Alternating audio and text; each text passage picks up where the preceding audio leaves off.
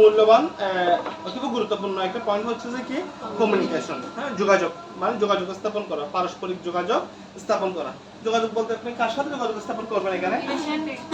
পেশেন্টের সাথে বা আপনার ক্লায়েন্টের সাথে, আপনার ক্লায়েন্টের সাথে যোগাযোগ স্থাপন করা। কেমন? তারপর হচ্ছে কি কম্প্যাশন।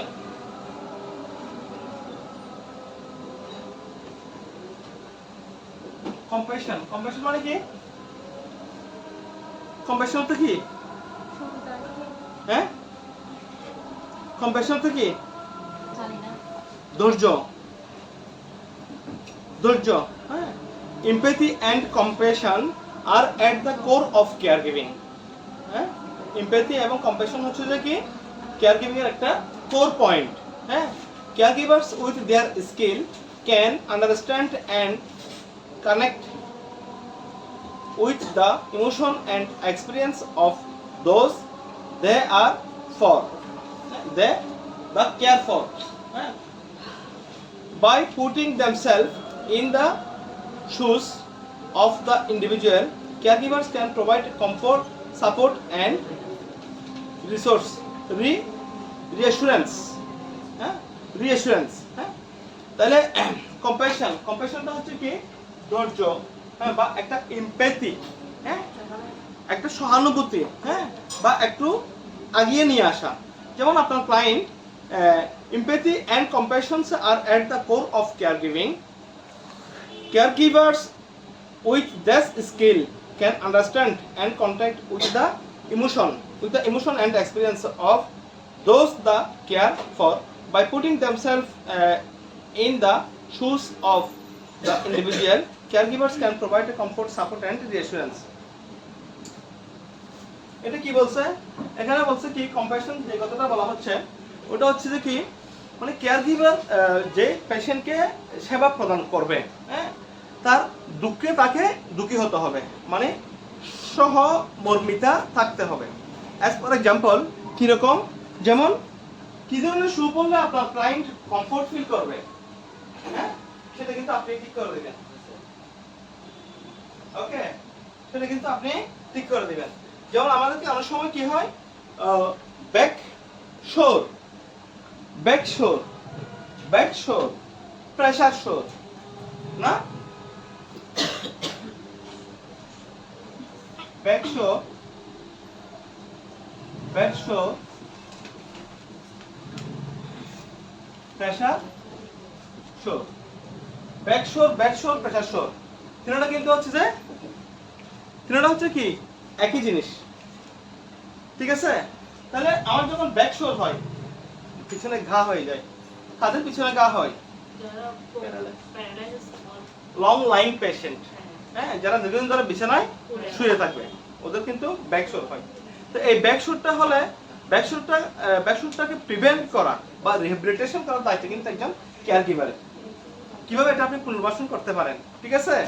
আবার কেয়ারগিভার যদি সঠিকভাবে যত্ন না নেয় তাহলে এখান থেকে কিন্তু এই ঘাটা কিন্তু অনেক বড় হয়ে যায়। আপনারা জানেন কিভাবে ব্যাক শোর হয়? হ্যাঁ, ব্যাক শোর কিভাবে হয় জানেন? ব্যাক শোর, আচ্ছা, তাহলে আপনি আজকে থিওরির পাশাপাশি একটা প্র্যাকটিক্যাল এরকম থাকবে কি ব্যাক শোর। ওই ট্রি একটা ট্রি অঙ্কন করছিলাম, যে ট্রি একটা অঙ্কন করছিলাম না, এই ট্রির মধ্যে কিন্তু ব্যাক শোর ছিল, দেখেন। তারপর টাইম ম্যানেজমেন্ট,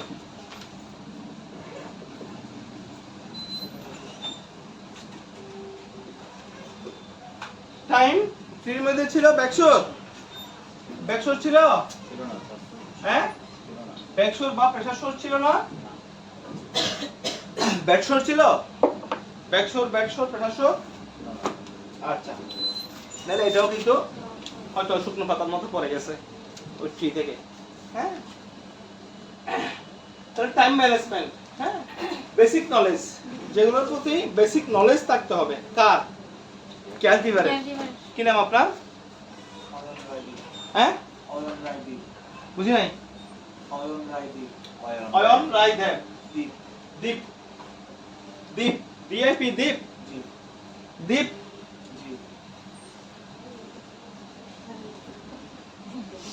দীপ,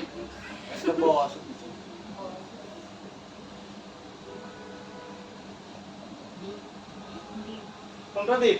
নিচেরটা। নিচেরটা। দ্বীপ মানে তো দ্বীপ, সাগরের মাঝখানে। দ্বীপ।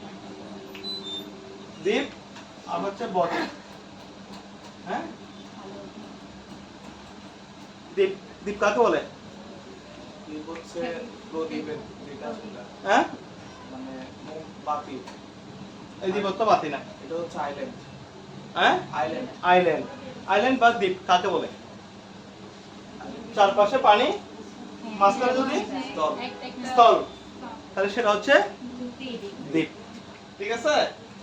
আর এই দ্বীপত্ব হচ্ছে যে আলো। আলো। এই দ্বীপত্ব কি? আলো। আলো। দুটো দ্বীপের দুই রকম অর্থ। ঠিক আছে? আপনার দ্বীপ হচ্ছে এটা আর আমার দ্বীপ হচ্ছে এটা। ঠিক আছে? আমার নাম কি?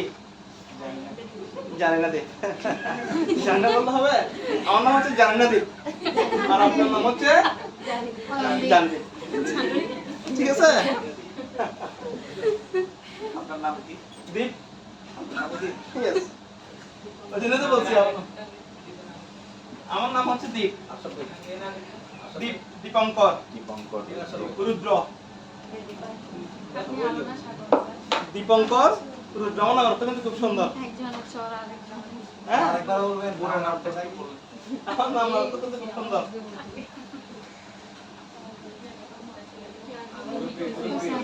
মুরব্বি।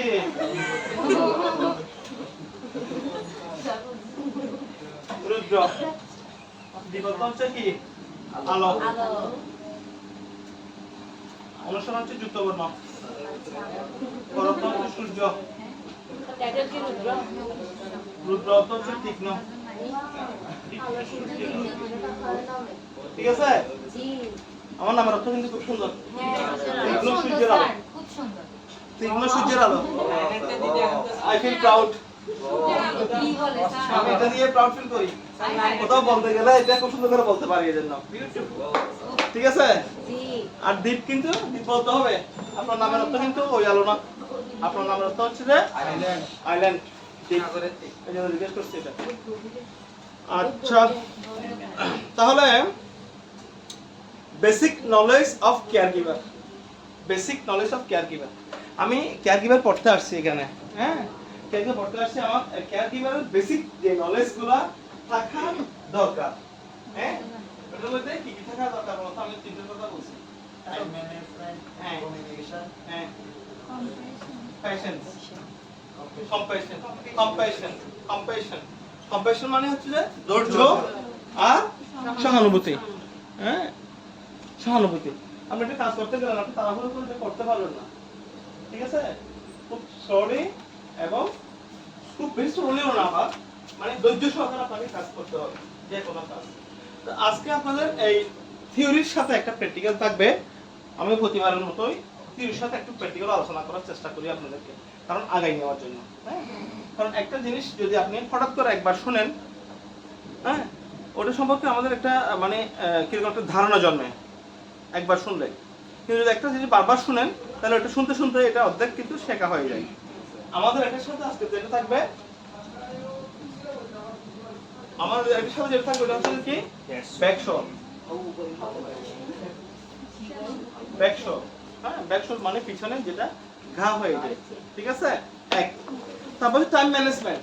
হ্যাঁ, basic knowledge of care giver. Basic knowledge of care giver. ওদের কিন্তু টাইম ম্যানেজমেন্ট কিন্তু খুব ইম্পর্টেন্ট। কেন টাইম ম্যানেজমেন্ট ইম্পর্টেন্ট?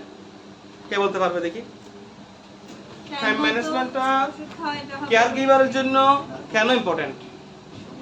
উনি টাইমলি আসলে হচ্ছে পেশেন্টের ঠিক টাইমে ওষুধ দিতে পারবে বা Good. পেশেন্টের অ্যান্টিবায়োটিক তো টাইম টু টাইম চলে। টাইম টু টাইম চলে। Time to time. পেশেন্টের শুধু নট অনলি অ্যান্টিবায়োটিক, পেশেন্টের সবকিছুই হচ্ছে টাইম টু টাইম। আপনি খাওয়াবেন সেটাও টাইম টু টাইম। পেশেন্টকে ঘুমানোর জন্য অ্যাডভাইস করবেন যে সেটাও টাইম টু টাইম। ঘুম থেকে ওয়েক আপ, হ্যাঁ, ঘুম থেকে ওঠানোর জন্য জাগার জন্য যেটা বলবেন সেটাও টাইম টু টাইম। হাঁটার জন্য যেটা বলবেন সেটাও টাইম টু টাইম। বিনোদন যেটা বলবেন সেটাও টাইম টু টাইম। সাপোর্ট যেটা দিবেন সেটাও টাইম টু টাইম। সব কিছুর মধ্যে টাইম ম্যানেজমেন্ট কিন্তু ইম্পর্টেন্ট। কেন time management important? Time management important কেন? টাইম ম্যানেজমেন্ট ইম্পর্টেন্ট হচ্ছে কি কারণে জানেন? টাইম ম্যানেজমেন্ট ইম্পর্টেন্ট হচ্ছে, যেমন আপনি যদি দুটোর ওষুধ যদি 4টায় দেন, তাহলে 4টা দিতে হবে কয়টায়? 12টায়। 6টা 2টা 10টা। আমাদের তো ওষুধে কতগুলো টাইম আছে, তাই না? আমি ইচ্ছে করে যখন তখন তো একটা ওষুধ স্টার্ট করতে পারবো না। যদি আমার বিডি ডোজ হয়, বিডি বিডি মানে বুঝুন তো 2 টাইমস ইন আ ডে। হ্যাঁ আর তো হচ্ছে কি দিয়ে টিডিএস, টিডিএস মানে বুঝুন তো 3 টাইমস ইন আ ডে। হ্যাঁ, at once, একবার at once, শুধু একবার। তাহলে যেটা at once বলবে সেটা দিতে হবে কখন? রাতে সকালে যেটা at once বলে সেটা কখন, বেশিরভাগ কখন দিই আমরা? রাতে রাত্রে দিয়ে থাকি। রাত্রে দিয়ে থাকলে এগুলো কি হবে?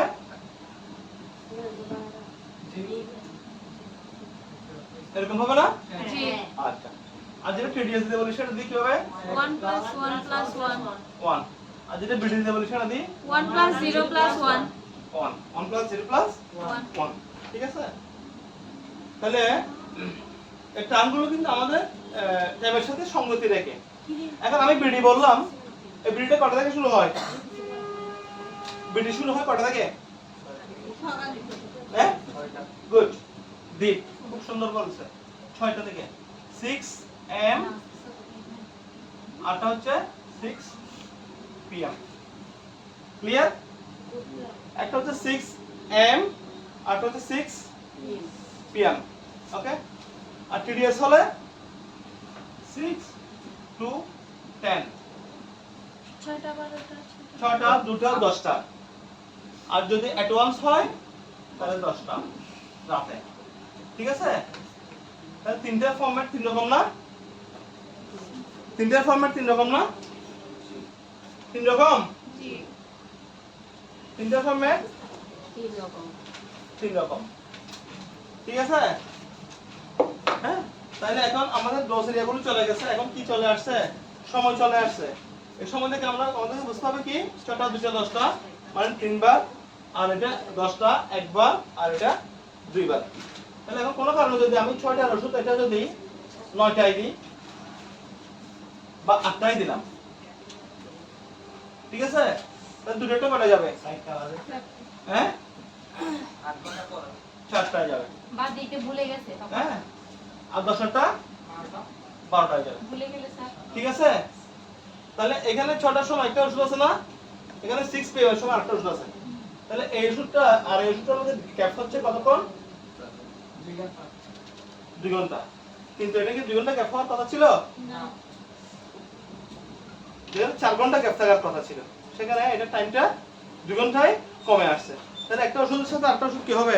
অনেকগুলো ওষুধ একসাথে পেশেন্টের একসাথে লোড নিতে হবে। হ্যাঁ, আবার এর কিছুক্ষণ পরে গিয়ে এই যে 10টার সময় আবার হ্যাঁ এখানে অ্যাডভান্সের একটা আছে, আবার 12টার সময় একটা আছে।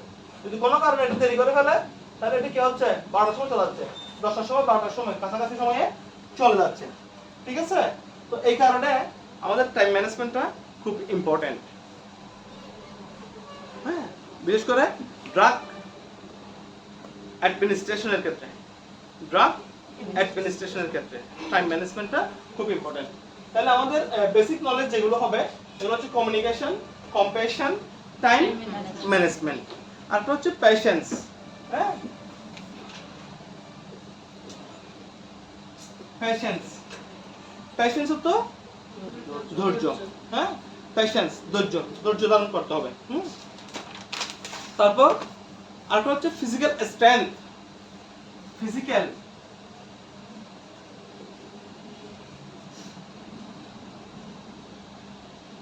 strength, physical strength, STRENGTH, GTH, strength, strength, physical strength। হ্যাঁ, physical strength কেন দরকার বলেন তো? আপনি একজন কেয়ারগিভার হিসেবে আপনাকে কি করতে হবে, কি থাকতে হবে? শক্ত, সামর্থ্য, সুস্থ থাকতে হবে।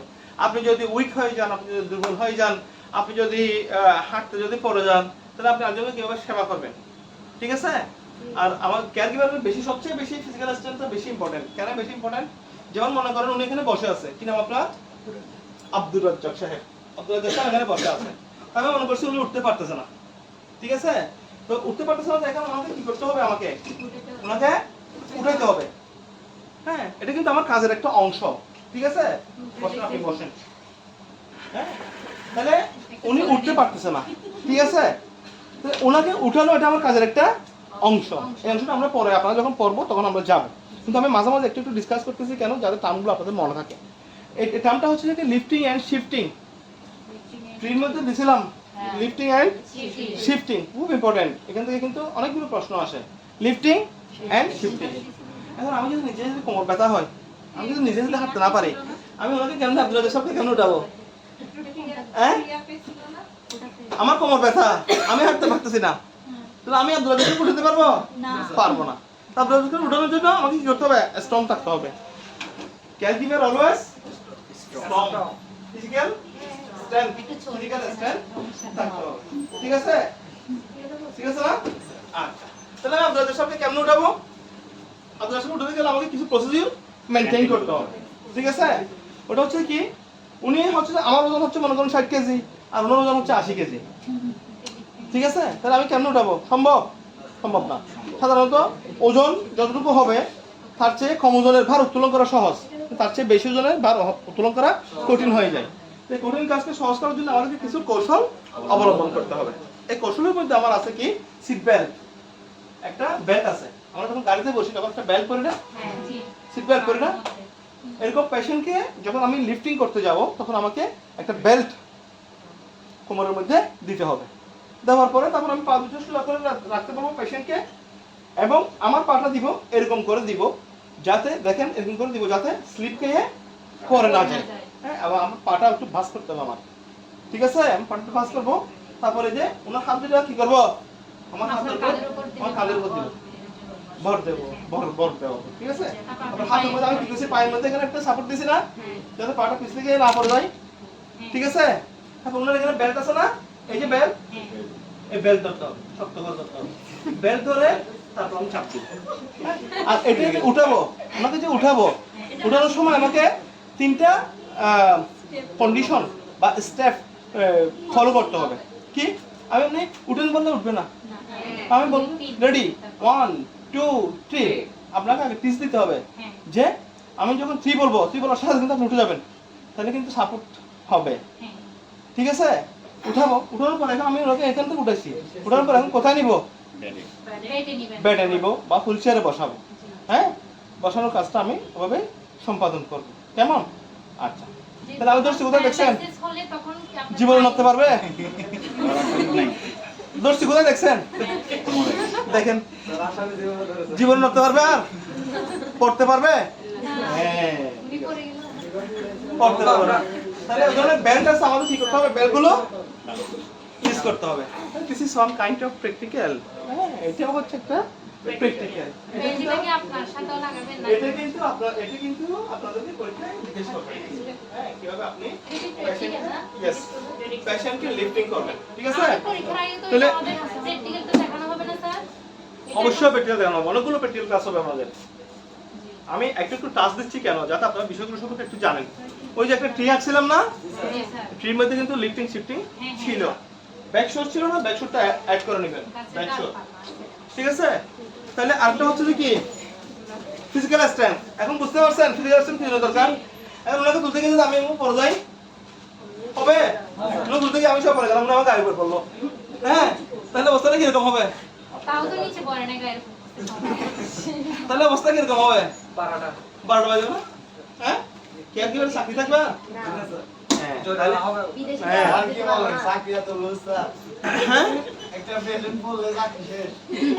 একটা পেশেন্ট পড়লে চাকরি শেষ, তোমাকে তো স্যালারি দিচ্ছে সেরকম, ওই কারণে আর কি। হ্যাঁ, চাকরি থাকবে না, একটু ইয়া হবে আর কি, চাকরি থাকবে। কারণ একটা পেশেন্ট যদি পড়ে যায়, সেক্ষেত্রে মনে করেন যে কি পেশেন্ট ইনজুর হতে পারে। পেশেন্ট ইনজুর হলে সে স্বাভাবিক। তুমি মনে করো তোমার বাবার জন্য 2 লক্ষ টাকা মাসে স্যালারি দিচ্ছ একজন কেয়ার গিভারকে, ঠিক আছে? তো তুমি কি চাইবে যে কেয়ার গিভার একটা ভুল করুক?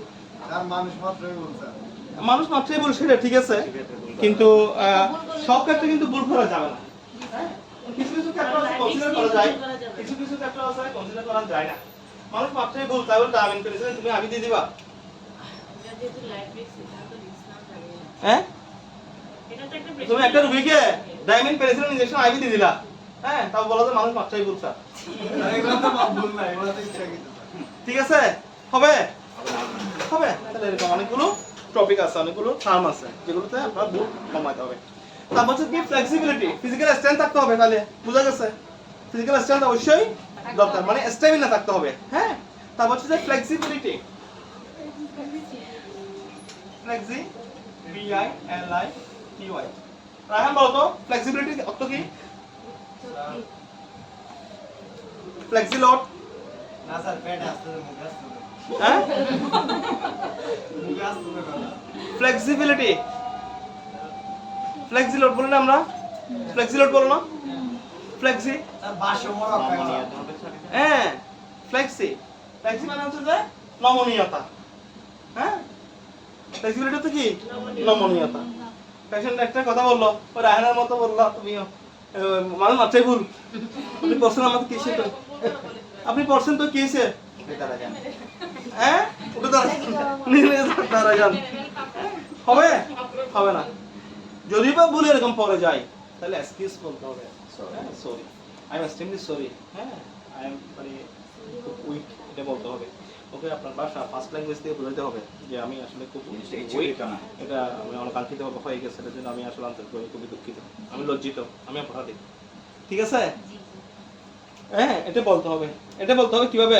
ফ্লেক্সিবিলিটি মানে নমনীয় ভাবে বলতে হবে। আপনি পড়ছেন উঠে যান, ঠিক আছে, নিজে নিজে উঠে যান, পড়ছেন তো কি হয়েছে, হ্যাঁ, এরকম অনেক পরে গার্জিয়ান গুলো আপনি চলে যান। হ্যাঁ, তাহলে এত সোজা বাবু রে, এত সোজা না তো। যারা বিদেশে পয়সা ইনকাম করে এখানে পাঠাচ্ছে, ওদের কষ্টগুলো একটু দেখিও, তাহলে বুঝতে পারবা। গেলে দেখবো আর কি। হ্যাঁ, ওদের কি কষ্ট করে, মানে ওরা এখানে যে রেমিটেন্স পাঠাচ্ছে, যে বৈদেশিক মুদ্রাটা আমরা পাচ্ছি পাঠাচ্ছে, কি রকম কষ্ট এক একজনের, তাই না? যারাই পয়সা কামাচ্ছে বিদেশে, নট অনলি পয়সা কামাচ্ছে ওদের কথা বলবো না আমি, যারা এমনি গেছে তারাও কিন্তু কষ্ট করতেছে। হাজবেন্ড দুজন গেছে, ওয়াইফ বসে আছে, হাজবেন্ড চাকরি করতেছে, ন বসে নাই, দুইটাই করতে হবে। দুজনেই করতে হবে, হ্যাঁ, দুজনকে কাজ করতে হবে, কাজের কোনো বিকল্প নেই। আমাদের এখানে তো একটা সিস্টেম আছে, মোটামুটি একজনের ইনকাম করলে 3-4 জনের খাওয়া যায়, সমস্যা নেই, তাই না? একজন যদি ভালো ইনকাম করে 3-4 জন বসে বসে খাইতে পারে, তাই না? একটা ট্রেডিশন হয়ে গেছে। আবার যদি ওয়াইফ চাকরি করে, ওর ওয়াইফ থেকে চাকরি দিছে, হ্যাঁ, মানে চিটাগের ভাষায় চিটাগের ভাষায় বলবো যে বউরা খাওয়াই নিয়ে পারে, দিতে সময় দিবে, হ্যাঁ, না এরকম বলবে, তাই না? কিন্তু কিন্তু আসলে কিন্তু এটা না। তো এখন বিদেশে যিনি লক্ষ লক্ষ টাকা ইনকাম করতেছে, হ্যাঁ, ওনার ওয়াইফ তো জব করতেছে, তাহলে ওদের লাইফস্টাইলটা চেঞ্জ হয়ে গেছে না? এখানে যে মানুষটা মুরগি ফার্মে চাকরি করতে পারে নাই, বিদেশে গিয়ে এসে মানে অনেক BMW গাড়ি চালাচ্ছে, তাই বলতে তো এটা বাংলাদেশে ঠিক আছে, হ্যাঁ, তাহলে কেন ওখানে এখানে সে পরিশ্রম করে নাই, ওখানে সে অনেক পরিশ্রম করতেছে, আর ওখানে পরিশ্রমগুলো গায়ে লাগতেছে না, কারণ তার অধিকার, তার সবকিছু চাই, মানে মোটামুটি মানে ভালোভাবে পাচ্ছে, ঠিক আছে। যেমন আমরা এখানে গাড়ি নেওয়ার সময় নিজে কত বলি যে আমাকে 125, হ্যাঁ, 125 cc এরকম বলি, কিন্তু রাস্তা যখন বের হয় তখন আমরা দেখা যাচ্ছে কি 40 বেশি চালাতে পারে না, 20 বেশি চালাতে পারে না, যায় না। তাহলে ফ্লেক্সিবিলিটি, এটা কি হচ্ছে ফ্লেক্সিবিলিটি? তাহলে নমনীয় ভাব, এটা আমাদেরকে কি করতে হবে? এটা আপনাকে নিচের দিকে নামাবে না, এটা আপনাকে উপরের দিকে উঠাবে। জি আপনি সরি বলাতে আপনি ছোট হয়ে যান নাই, ঠিক আছে? জি না, আপনি একটু নমনীয় হলে আপনি ছোট হয়ে যাবেন না, আপনি প্লিজ বললে আপনি ছোট হবেন না, আপনি সরি বললে আপনি ছোট হবেন না, ঠিক আছে? তাহলে আমাদের ফ্লেক্সিবিলিটি এটা থাকতে হবে, কেমন? তারপর হচ্ছে ফুড প্রিপারেশন, আমাদের তো নলেজ থাকতে হবে ফুড প্রিপারেশনে। Food preparation, food preparation, food preparation বলতে খাবার তো সবাই রান্না করতে পারে, ঠিক আছে, কিন্তু অ্যাজ এ কেয়ার গিভার হিসেবে আপনার কি প্রয়োজন হবে জানেন? নিউট্রিশন ভিত্তিক। কি নাম? আমিন স্যার। আমিন, আমিন হ্যাঁ, আমিন আমিন, হ্যাঁ, অ্যাজ এ কেয়ার গিভার হিসেবে আপনার প্রয়োজন হবে। আমাদের একজন সুস্থ মানুষের কত ক্যালোরি খাদ্যের প্রয়োজন? সুস্থ মানুষের কত ক্যালোরি খাদ্য প্রয়োজন? হ্যাঁ 600 থেকে 800 সেটা ভেরিয়েশন করেন আপনারা এক এক ধরনের ক্ষেত্রে এক এক ধরনের। না, এমনি একটা গড় আছে না, আমাদের গড়াইও আছে না, গড় তাপমাত্রা আছে না, গড় ওজন আছে না, স্যার আমাদের বডি মাস গড় ইনডেক্স বডি মাস ইনডেক্স অনুসারে, হ্যাঁ, কিন্তু একটা গড় আছে তো সবার জন্য প্রযোজ্য এটা। ওটা হচ্ছে কত ক্যালোরি? 2100 ক্যালোরি। ওটা কত ক্যালোরি? পার ডে আমাদের 2100 ক্যালোরি খাদ্যের প্রয়োজন এভারেজ। কিন্তু আমরা পাচ্ছি কতটুকু? 1600 ক্যালোরি আমরা পাচ্ছি, শুধুমাত্র 1600। তাহলে আমাদের 500 কি আছে? ঘাটতি আছে। তাহলে এই যে কেয়ার গিভার হিসেবে আমি একজন ভালো সচেতন মানুষ হিসেবে আমার 500 ঘাটতি আছে, আর যে রোগী তার কত ঘাটতি থাকবে? অনেক বেশি ঘাটতি থাকবে না? তাহলে ফুড প্রিপারেশন এখানে কেন বলা হচ্ছে? ফুড প্রিপারেশনটা বলা হচ্ছে আপনি ক্যালোরি ওয়াইজ পেশেন্টকে খাবার দিতে হবে। কি অনুযায়ী দিতে হবে? ক্যালোরি অনুযায়ী, ক্যালোরি অনুযায়ী খাবার দিতে হবে। যেমন 100 গ্রামের চালের মধ্যে আমরা 346 কিলো ক্যালোরি পাই। কত গ্রাম চাউলে? 100 গ্রাম চাউলের মধ্যে, 100 গ্রাম চাউলের মধ্যে আমরা ক্যালোরি পাই হচ্ছে 346। তাহলে আমার পেশেন্টের ডেইলি প্রয়োজন হবে কত? 2100 ক্যালোরি। তাহলে 2100 ক্যালোরি আমাকে ক্যালকুলেট করতে হলে আমাকে কোন খাবারের মধ্যে কত ক্যালোরি খাদ্য আছে, কতটুকু পরিমাণের মধ্যে কতটুকু ক্যালোরি আছে, ক্যালোরি বেশিযুক্ত খাবার পেশেন্টকে প্রদান করতে হবে। ক্লিয়ার? ক্লিয়ার? যদি স্যার তাহলে ওইভাবে যদি আমি খাদ্য যদি তৈরি করতে পারি, হ্যাঁ, তাহলে আমার পেশেন্ট কি হবে? নিউট্রিশনের অভাব হবে না, তার অপুষ্টিতে ভুগবে না। ঠিক আছে? যেমন মনে করেন 100 গ্রামের একটা বেগুন, ওটার মধ্যে ক্যালোরি থাকবে কত? মাত্র 24 ক্যালোরি। হ্যাঁ, তো অনেক সময় আমাদের বেশি ক্যালোরি খাদ্যের প্রয়োজন হয়, আর অনেক সময় কম ক্যালোরি খাদ্যের প্রয়োজন হয়। যে যখন আমাদের ক্যালোরি বেশি প্রয়োজন হবে তখন আমরা ক্যালোরি সমৃদ্ধ খাবার খাবো, আবার যখন ক্যালোরি কমানোর প্রয়োজন হবে তখন কম ক্যালোরি খাদ্য খাবো। যেমন 100 গ্রাম একটা এই বেগুনের মধ্যে আপনি ক্যালোরি পাবেন হচ্ছে মাত্র 24 কিলো ক্যালোরি। হ্যাঁ, 24 কিলো ক্যালোরি। ঠিক আছে? 100 গ্রাম বেগুনের মধ্যে। আবার একইভাবে 100 গ্রাম ইলিশ মাছের মধ্যে আপনি ক্যালোরি পাবেন 273 কিলো ক্যালোরি। তাহলে এক টুকরা বেগুন আর এক টুকরা ইলিশ মাছ, কতটুকু ডিফারেন্স? তো পেশেন্টের যখন ক্যালোরি লাগবে তখন আপনি এক টুকরা ইলিশ মাছ দিবেন, আবার যখন পেশেন্টের ক্যালোরি কম লাগবে তখন এক টুকরা বেগুন দিবেন। ঠিক আছে? তাহলে অনেক পারপার ডিফারেন্স হয়ে যাবে না? ঠিক আছে? পারপার কি হয়ে যাবে? ডিফারেন্স হয়ে যাবে। হ্যাঁ, তাহলে ক্যালোরি কোন খাবারের মধ্যে কত ক্যালোরি আছে এই জিনিসটা আমাদেরকে জানতে হবে। যেমন 100 গ্রাম ওজনের একটা চিংড়ি মাছের মধ্যে 89 কিলো ক্যালোরি খাবার আছে। তাহলে অ্যাজ এ কেয়ার গিভার হিসেবে দেখেন আমার কিন্তু ওটাও জানতে হবে, নাহলে আমি আমার পেশেন্টকে ক্যালোরি পূর্ণ খাবার দিতে পারবো না। ঠিক আছে? ডক্টর প্রেসক্রিপশন মধ্যে অ্যাডভাইস করে দিল আপনার পেশেন্টকে প্রতিদিন 1800 ক্যালোরি খাবার দিবেন। হ্যাঁ, 1800 আমাকে মিলে 1800 এটা আমাকে মিলে দিতে হবে। 1800 ক্যালোরি কেমনে হবে? হ্যাঁ, তা আমি যদি কোন ফুডে কত ক্যালোরি আছে ওটা যদি না পারি, না জানি, তাহলে পারবো? তাহলে কি জানার প্রয়োজন আছে? অবশ্যই আছে। তাহলে এক্ষেত্রে আমাদের ফুড প্রিপারেশনটা প্রয়োজন আছে। ফুড প্রিপারেশন মানে আমি রান্না করে খাওয়াবো এরকম না। ঠিক আছে? আমি ক্যালোরিগুলো প্রিপারেশন করে দিব। যে ভিটামিন, মিনারেল, আমাদের যে খাবারের উপাদান কয়টা? 6টা। কি কি?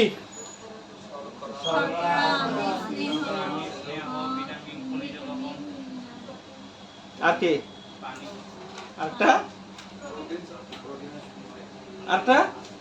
শর্করা, আমিষ, protein, carbohydrate, fat, vitamin, mineral, water. Protein, carbohydrate, fat, vitamin, mineral এবং ওয়াটার। 6টা না খাবারের উপাদান, খাদ্যের উপাদান। তাহলে এই 6টা খাদ্যের শুধু যদি পানি খাই তাহলে হবে? শুধু খনিজ খাইলে চলবে? শুধু কার্বোহাইড্রেট খাইলে চলবে? শুধু ফ্যাট খাইলে চলবে? চলবে না। এগুলো কি করতে হবে? সুষম বন্টন করতে হবে। সুষম বন্টন, এই সুষম বন্টনটা একজন কেয়ার গিভারের জানা দরকার। যদি এটা আমি জানি তাহলে আমি ফুড প্রিপারেশনটা করে দিতে পারবো পেশেন্টকে। ক্লিয়ার? ফুড প্রিপারেশন করে দিতে পারবো। ঠিক আছে? তারপর হচ্ছে কি আপনার ইমোশনাল সাপোর্ট। ইমোশনাল সাপোর্ট বলতে কাকে ইমোশনাল সাপোর্ট দিবেন আপনি? পেশেন্টকে। হ্যাঁ, পেশেন্ট আপনার ক্লায়েন্টকে ইমোশনাল সাপোর্ট দিতে হবে। অনেক সময় আমরা ইমোশনাল হয়ে যাই না? উহ আহ কষ্ট। হ্যাঁ খুব কষ্ট। উহ আহ কষ্ট হলে বুঝি উহা তারপর? করে স্যার। হ্যাঁ? এটা তো করে না। হ্যাঁ উহা তো করে না কষ্ট হলে। কষ্ট হলে কি করে? আপনি একটা কাটা ফুটলেন, আপনি কি করবেন? চোখ দিয়ে পানি বের হবে। আপনি একটা কাটা ফুটলেন, আপনি হু করবেন না? না। করবেন না? তাহলে আর কি হতে পারে? হাই হ্যাঁ মানে আনন্দ, খুশি, বিষাদ। ঠিক আছে? বিভিন্ন রকম আমাদের কি আছে? ইমোশন আছে। হ্যাঁ? একটা চিত্র আঁকে দেখেন না? একটা এরকম ছবি দেখেন না? এটার মধ্যে এরকম করে দেয়, এরকম করে দেয়। তাহলে এটা হচ্ছে কি? স্মাইল। আবার যদি এভাবে দিয়ে এভাবে দেয়, এটা কি? মন খারাপ। হ্যাঁ? তারপর আবার এভাবে দিয়ে কিভাবে দেয়? হ্যাঁ? এরকম করে দেয় না? ভুলে গেছি স্যার। এটা কি না মানে একটু কি জানি? হ্যাঁ, একটা এরকম, একটা এরকম, একটা এরকম। হালকা এটা তিনটা। হ্যাঁ, তিনটার কিন্তু তিনটা সিম্বল। হ্যাঁ, এটা আমার মনের একটা সিম্বল। এটা হচ্ছে কি? হাসি খুশি লাগতেছে না? হাসি আছে এটা। আর এটা দুঃখ পাচ্ছে। আর এটা দুইটা হাসি হলে কান্না হয় দুটোর মাঝখানে। Right? Right? This is symbol. দেখছেন না আপনারা সিম্বলগুলো? জি হ্যাঁ, অবশ্যই স্যার। এগুলো দিয়ে মনের ভাব প্রকাশ করে। কেমন? তাহলে ইমোশনাল সাপোর্ট কি করতে হবে?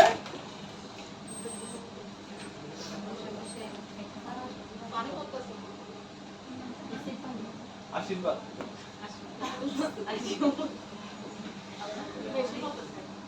এটা এরকম। কতক্ষণ বেশি পড়বে কতক্ষণ কম পড়বে এটার অবস্থা হচ্ছে এরকম। ঠিক আছে? তাহলে ইমোশনাল সাপোর্ট দিতে হবে কাকে? আমার ক্লায়েন্ট বা পেশেন্টকে। তারপর ইমোশনাল সাপোর্ট বুঝছেন তো? ইমোশনাল সাপোর্ট বুঝছেন না?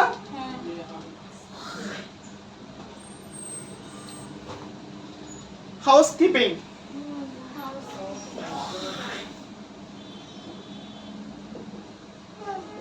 পরিষ্কার পরিচ্ছন্নতা হাউসকিপিং ইন্টারপার্সোনাল স্কিল।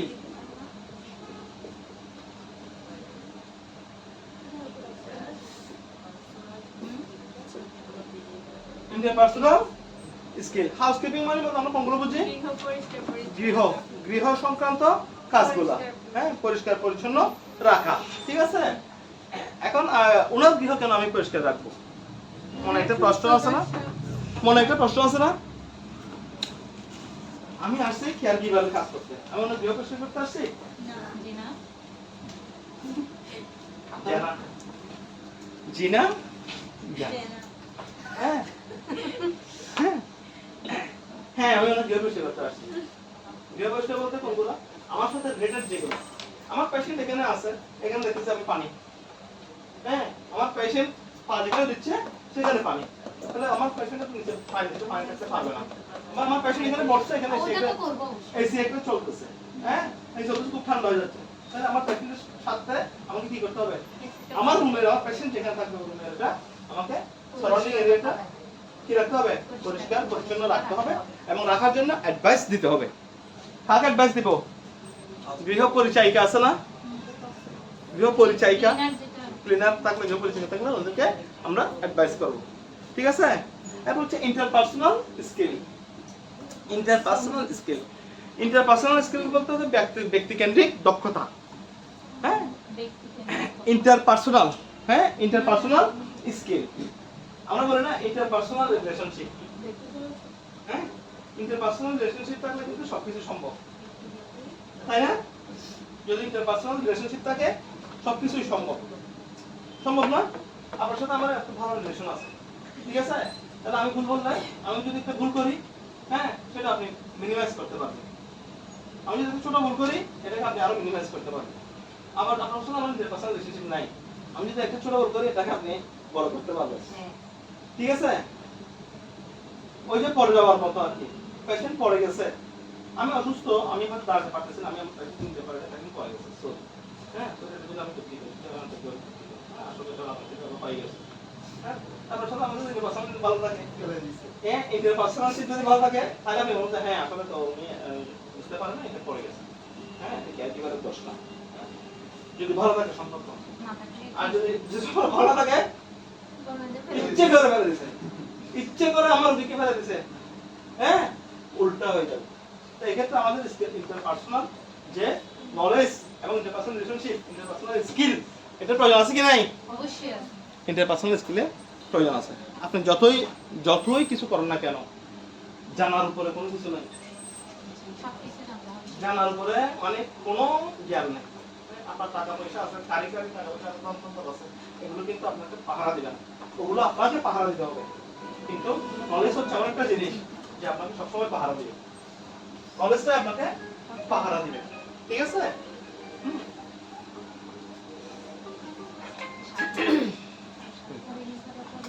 হ্যালো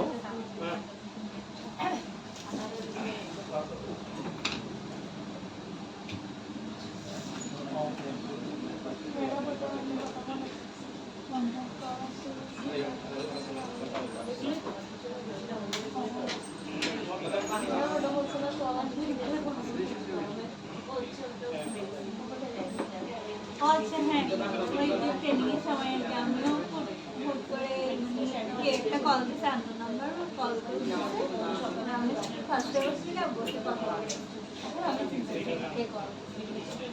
তো উনিও হেয়ার করতেছে পর ম্যানেজটা হয়ে গেছে খারাপ হয়েছে গরম করে লাগলো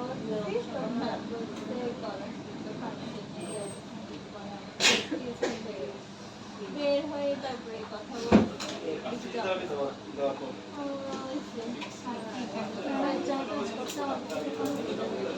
হ্যাঁ উনি ভাই এত সুন্দর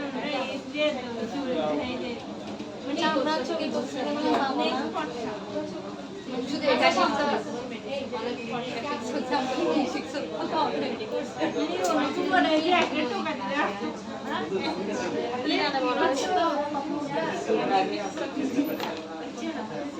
আর কি করাইছি আমি খাতা খাচ্ছি না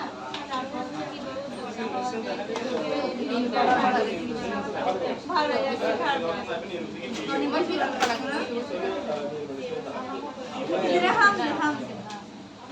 আমি বসে থাকতে থাকতে আমার অবস্থা তুমি তো বসে এগুলো কি আর আছে কারো বাগানে শুনতে যাবো বোরিং ফিল করে না ক্লাসে 32 জন উপস্থিত হয়েছে 32 জন আপনি কয়টা বেরিয়েছেন আমাকে ওই করছিল তুই ছাড়া তো সবাই ইয়ে করছে একটা লাস্ট আর একটা ভাই লাস্ট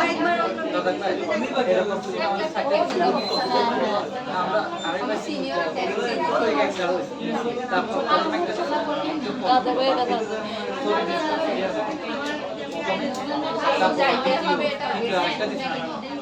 উনি নিচে আপনি নিচে না সবগুলো আমার কাছে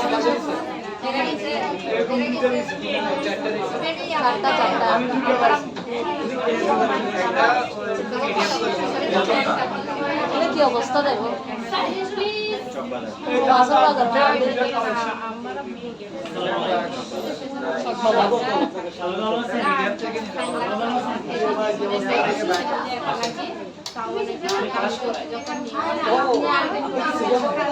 এরা দেখবে আর দুইটা কোথায় দুইটা আমাদের একটু যেগুলো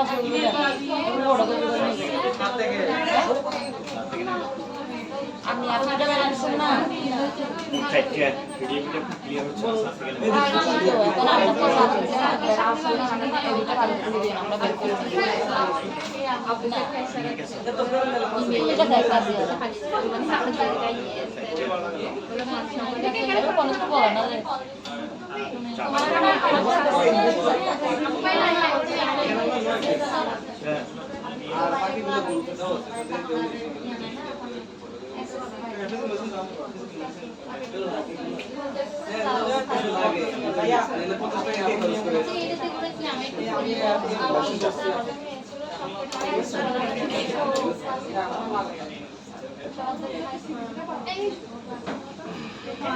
এগুলো আগে দেখছে যে এখন ঢুকতে পারবে না। ইন্টারপার্সোনাল স্কিল, হ্যাঁ সরি, ইন্টারপার্সোনাল স্কিল, ইন্টারপার্সোনাল স্কিলের প্রয়োজন হচ্ছে কেন? একজন কেয়ারগিভার তার দায়িত্ব যখন সম্পন্ন করতে যাবে তখন ইন্টারপার্সোনাল স্কিল একটা ডেভেলপ থাকতে হবে তার সব সময়। হ্যাঁ, ইন্টারপার্সোনাল স্কিল কি করবে আপনাকে, কি করবে আপনাকে? ইন্টারপার্সোনাল স্কিল থাকলে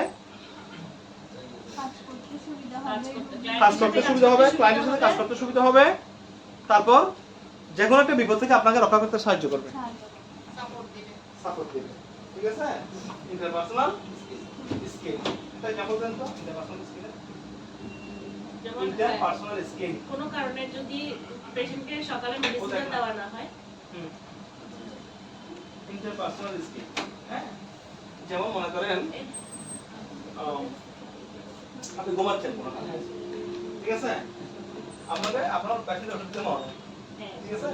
আপনি ঘুমাচ্ছেন, এখন গৃহকর্তা এসে দেখতেছে যে আপনি ঘুমাচ্ছেন, পেশেন্টকে ঠিকমতো ওষুধ দেন নাই, ঠিক আছে? তাহলে এই ধরনের ছোট অনেক কিছু ঘটনা ঘটে, এগুলো আমাদের নিজের বুদ্ধিমত্তা দিয়ে এগুলোকে ওভারকাম করতে হয়, কিছু কিছু ঘটনা। তো আপনি এটাকে কিভাবে ওভারকাম করবেন? একটা হচ্ছে আপনি ট্রু পথ অবলম্বন করতে পারেন, অথবা আপনি কিছু টেকনিক অবলম্বন করতে পারেন। হ্যাঁ, তো এই ক্ষেত্রে আপনার রিলেশনশিপটা যদি পেশেন্টের সাথে ভালো থাকে, পেশেন্টের সাথে ভালো রিলেশনশিপ থাকে, তাহলে পেশেন্টকে বলে আপনি কিন্তু এখান থেকে পরিত্রাণ পাবেন। আমরা বলি না, অনেক সময় বলি না, আমাদের পাশে যাই না, হ্যাঁ আমাদের পাশে যাই, হ্যাঁ, এটা কিন্তু মুখের উপর বলছি। যদি সে যায়, হ্যাঁ চলো তাহলে যাই। যাই না বলতে না যাইতে বলছে নাকি আসতে?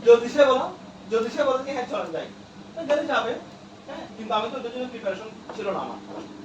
হ্যাঁ, অনেক সময় আমরা কিছু কিছু কথা বলি টেকনিক্যালি, যেগুলো মানে দুজনেরই মন রক্ষা হয়। হ্যাঁ, ওই ধরনের কথাগুলো বলি, তাই না? এখানে ইন্টারপার্সোনাল স্কিল বলতে আপনাকে বোঝাচ্ছে কোনটা, যদি ছোটখাটো কোনো একটা ভুল ত্রুটি আপনি করেও ফেলেন, পেশেন্টকে ওখান থেকে পেশেন্টকে আপনি ওষুধ দিতে ভুলে গেছেন, হ্যাঁ, কিন্তু আপনি এর আগে বলে রাখছেন ওনাকে, তাকে ক্লায়েন্টকে, আপনার ক্লায়েন্টকে আপনি বলে রাখছেন, হ্যাঁ, ক্লায়েন্টকে বলে রাখছেন যে কি মানে আপনি ওষুধ এখন খাবেন কিনা, হ্যাঁ, মানে এমন ভাবে জিজ্ঞেস করছেন যে সেটা যাতে ও না খায়। হ্যাঁ, আসলে এরকম খাবে তো ওষুধটা খান তো, খাওয়া দিত, তখন কিন্তু আর পেশেন্ট খাবে। হ্যাঁ, আপনি কি ওষুধ খাবেন না, তখন কিন্তু আমাদের কষ্ট চলে আসবে। হ্যাঁ, আপনি ওষুধটা খাবেন না, না বিষয় তো খাবে। এই যে কথার একটা এটা আদর করে বলতেছে। কি, তো ধরুন একটা কোশ্চেন দিয়ে আপনি যে কোনো একটা বিপদ থেকে আপনি উদ্ধার হতে পারবেন। ঠিক আছে? এটা হচ্ছে আপনার ইন্টারপার্সোনাল স্কিল গেল এক। 2 নম্বর মধ্যে হচ্ছে কি আমি একটা ইনজেকশন মারতে গেলাম, ইনজেকশন মারতে গিয়ে অ্যাম্পুলটা ভেঙে ফেলছি, হয় না আমাদের এরকম অনেক ঘটনা হয় না? বিশেষ করে হসপিটালে এগুলো বেশি হয়। আমি পেশেন্ট সাথে বুঝতে পারলে খামছে মাসের ইনজেকশনটা কেন নিয়ে আসছে, আমি তো ভেঙে ফেলছি, কি করা যায়? স্যার আপনি কি দরজা চিনে ঠিক আছে?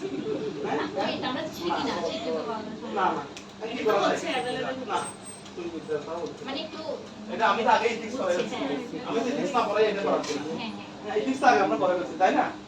তাহলে আমি কি আপনাদের কিছু শিখেছি? শিখেছি? এথিক্সে কি আছে? এটা হচ্ছে যে মানে পরিস্থিতি মোকাবেলা করা। হ্যাঁ, এথিক্সে পড়াশোনা করে, এথিক্সে কি করছেন? এমন কোনো কাজ করা যাবে না যেটাতে রোগীর ক্ষতি হয়। রোগীকে এমন কোনো মেডিসিন প্রয়োগ করা যাবে না যেটা রোগীর ক্ষতি হয়। রোগীর গোপনীয়তা রক্ষা করতে হবে, রোগীর কাজ ঠিকভাবে করতে হবে, এগুলো আমরা পড়ছি। তাহলে এখন ওজিসি বাইরে ভেঙে ফেলছেন, ওই বাইরে থেকে আপনি হয়তো 400 ml দিতেন বা 4 ml দিতেন বা 10 ml এর ভাই 4 ml দিতেন, এখন 4 ml তো আপনি দিতে পারতেছেন না, কি করবেন? আমরা স্যালাইন মিক্স করে দিয়ে দিব। অন্য একটা পেশেন্টের হয়তো আপনার 200 আছে বা 300 আছে, হ্যাঁ, আপনি ওইটা এরকম না জানার মতো আপনাকে দিয়ে দিবেন। এবং ও বুঝতে দেওয়া যাবে না, পেশেন্টকে বুঝতে দেওয়া যাবে না যে আপনি ভেঙে ফেলছেন। হ্যাঁ, আবার এখানে আরেকটা কথা আছে, সেটা হচ্ছে কি অ্যাকর্ডিং টু পেশেন্টস কন্ডিশন। হ্যাঁ, পেশেন্ট যদি ওরকম হয়, পেশেন্ট অ্যাগ্রেসিভ হয়, তাহলে তো আপনি কোনো অবস্থাতেই বলতে পারবেন না। আর যদি পেশেন্ট দেখেন যে কি না ও ভদ্র সম্ভ্রান্ত পরিবারে বা বুঝবে, হ্যাঁ, আর এবিলিটি আছে, তার কেনার মতো এবিলিটি আছে, আরেকটা কিনতে পারবে, সেক্ষেত্রে আমি বলতে পারছি। ঠিক আছে, এগুলো হচ্ছে উপস্থিত বুদ্ধি। এগুলো হচ্ছে কি উপস্থিত, হ্যাঁ, উপস্থিত ক্ষেত্রে আপনার যেটা আপনার ইন্টারপার্সোনাল স্কিল ডেভেলপ করবে। কেমন? তারপর হচ্ছে কি অবজারভেশন।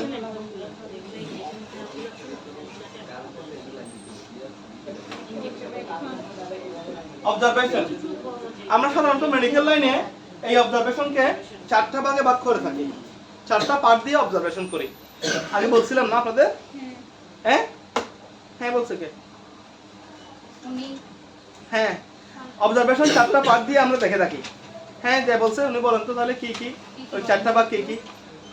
অবজারভেশনের অধীনে কিন্তু 4টা পার্ট আছে। হ্যাঁ বললো দোষ আছে। নো, হ্যাঁ বললে দোষ হবে কেন? ইনফেকশন, হ্যাঁ, গুড, হ্যাঁ good, very good, yes yes.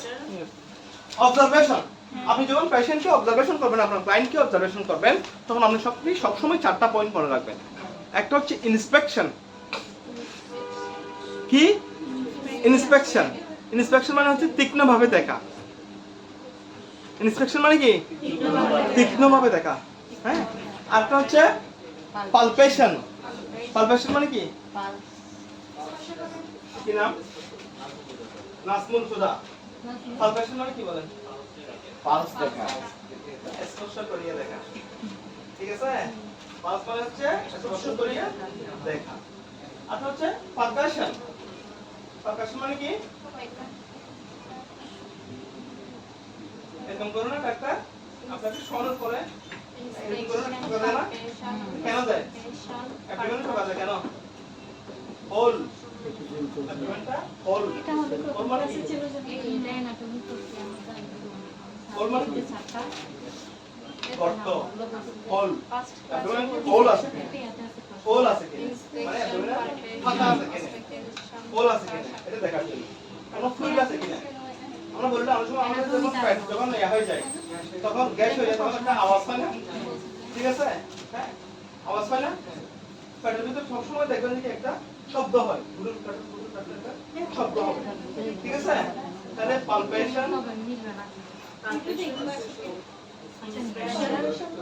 হ্যাঁ, একটা হচ্ছে ইন্সপেকশন, আরেকটা হচ্ছে পালপেশন, আরেকটা হচ্ছে পারকাশন, আরেকটা হচ্ছে অসকালটেশন। আর এর মধ্যে যেটা দিয়ে দেখি অসকালটেশন। যে যন্ত্রটা দিয়ে অসকালটেশন করা হয় ওটার নাম কি? স্টেথোস্কোপ। এর নাম কি? স্টেথোস্কোপ। স্টেথোস্কোপ। স্টেথোস্কোপ। এবং যে মিটারটা এখানে ইউজ করা হয় ওই মিটারের নাম কি? গুড, বলেন। স্পিকোম্যানোমিটার।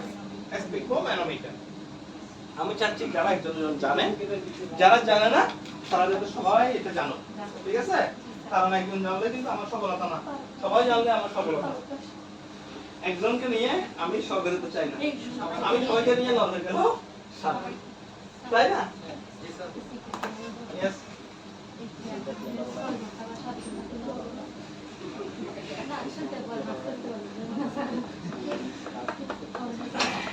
অধ্যবসায়। অধ্যবসায় হচ্ছে সবচেয়ে বড় জিনিস। ঠিক আছে, আপনি 6 জন প্রথম ছাত্র স্কুলে মেটাবো না, কি করতেছেন সেটা হচ্ছে ব্যাপার। ঠিক আছে, কতবার করব শুনছেন না? এটা কি গল্প? কতবার করব গল্প যেটা শুনছেন ওটাই কি শুধু গল্প? এটা পড়ার ভিতরে গল্প।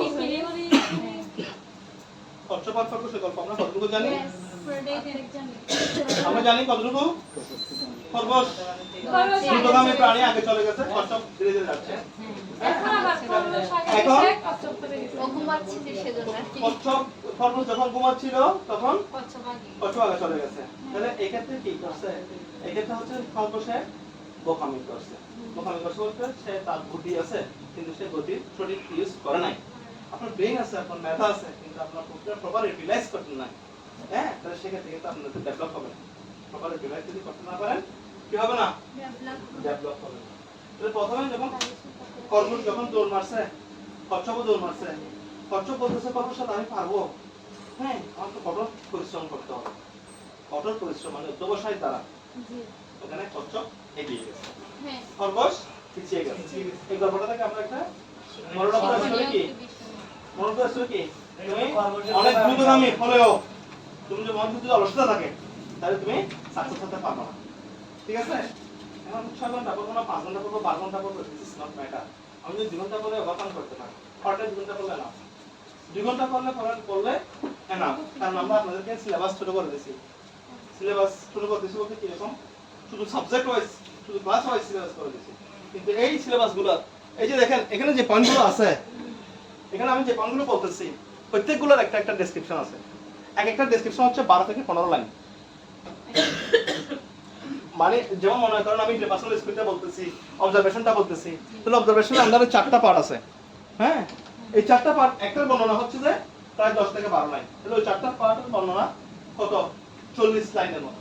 হ্যাঁ, 40 লাইন শেষ হলে আপনার অবজারভেশনটা শেষ হবে, ঠিক আছে? এই 40 লাইন শেষ হলে অবজারভেশন শেষ হবে। সেরকম ইন্টারপার্সোনাল রিলেশনশিপ ওরকম করে বিশাল একটা এটা কি বিশাল একটা প্রশ্ন। হ্যাঁ, তাহলে আপনাকে আমি শুরু করে দিচ্ছি, এখন শুধু মূল জিনিসটা বলতে পারেন তাহলে হয়ে যাচ্ছে।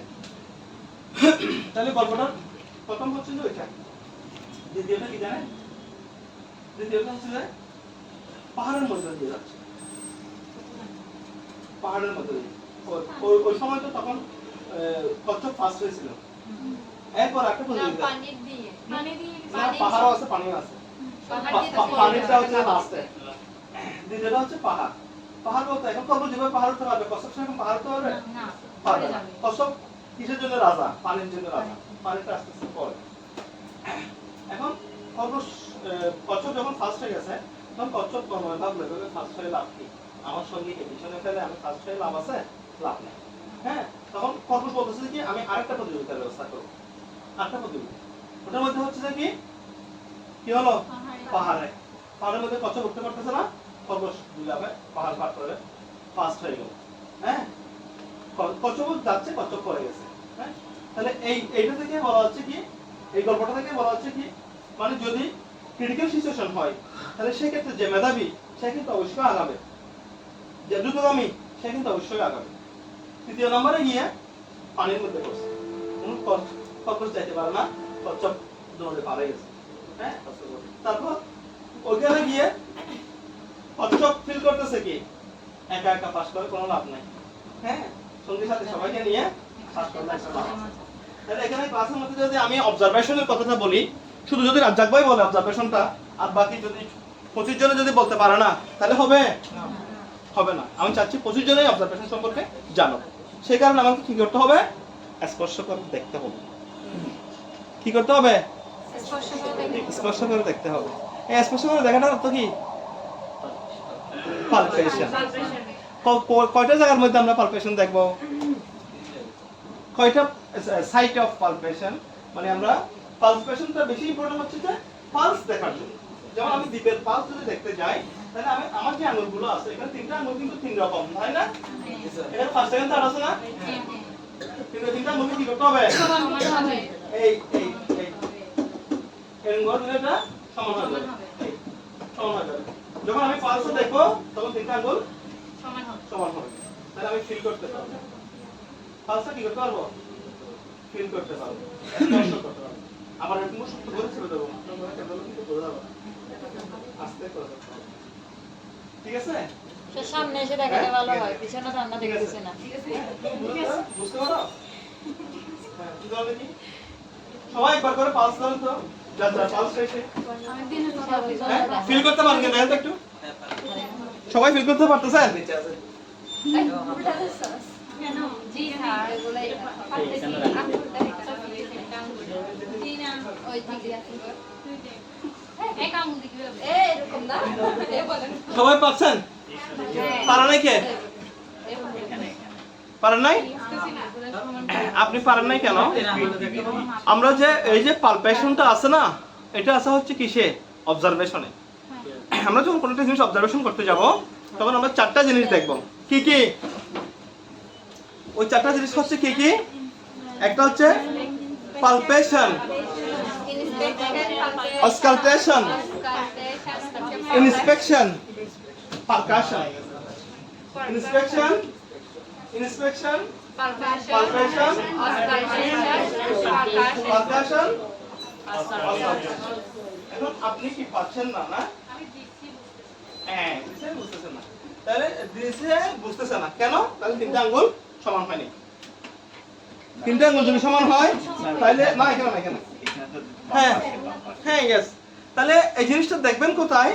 একটা টেকনিক আপনাদেরকে শিখিয়ে রাখি। এটা হচ্ছে যে কি, এটা কি চিটাঙ্গের ভাষায় কি বলে? চিটাঙ্গের ভাষায় হ্যাঁ, আরেকটা বলে তো, আরেকটা কি বলে?